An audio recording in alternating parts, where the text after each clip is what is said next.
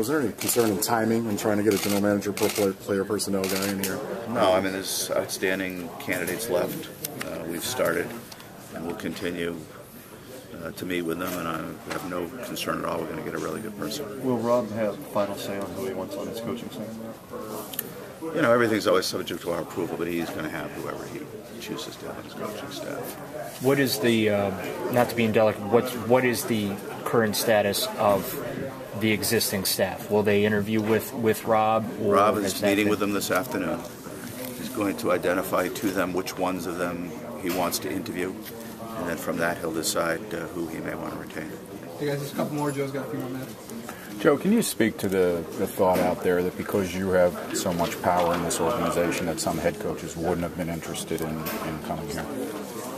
Don't even know that perception's out there, and I think the evidence of who we met and who was interested in the job and who we got should be rather conclusive in the reality of that.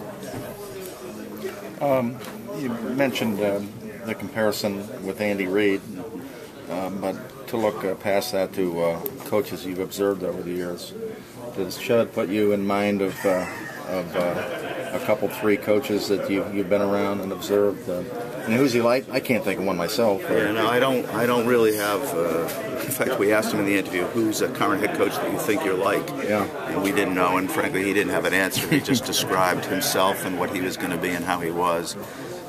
So I don't think we can really pigeonhole an analogy there. See, he's not a fire breather like a seething guy like Cowher or a over-the-top guy like Gruden. So how would you characterize what his leadership style is going to be? Well, I don't think he's going to show it in that way, but I do think he's going to be firm and clearly in control, and players are going to know what's expected of them. And I think there'll be consequences when those expectations are not met. So I think in that sense, when we talk about leadership, those are the things we're talking about. And I think that his style will be different than those people, but I think he's going to end up just as clear and unambiguous and as in charge as those guys are. Is the fact that we were talking about the defense earlier, the fact that you, I think, feel that there were so many more holes that still needed to be filled, make it easier to make the transition? In other words, if you felt that you were maybe one or two players away on defense, then maybe you would stay with what you have. But the fact that there's probably 4 or 5 guys that you need, it's easier to, if you have to make the change, you can make the change. See, here's the answer, and I'll give it really from what Chud said to us. And frankly, this was consistent in all the interviews we did. Every offensive coach we interviewed, we asked them, what is the most difficult thing for you to play against? And the answer in all of those cases was these hybrid 3-4-4-3, which made it more difficult to know what you were going to be against in any given play. So I think it's clear to say that's where the league is headed.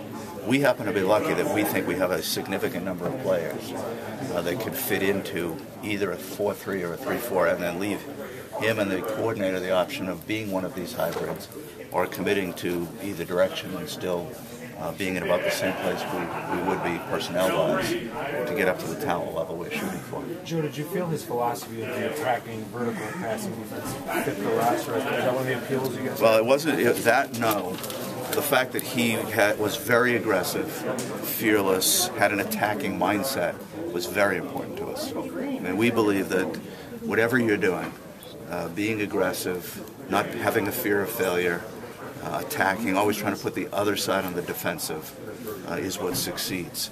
So the fact that he thought that way was actually very important in the decision. Did other coaches mention, like did he mention to us about the importance of third down, 2-minute offense, red zone? Did everyone else mention that, or was that something? There were varying degrees of focus on situational football in the people we interviewed. We think it's important.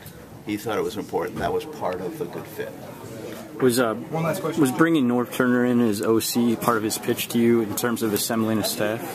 So at this point, we're not going to get into the specifics of who's on the staff, but the specifics of who he was thinking were the right people to bring in, his ability to attract those people was important to us.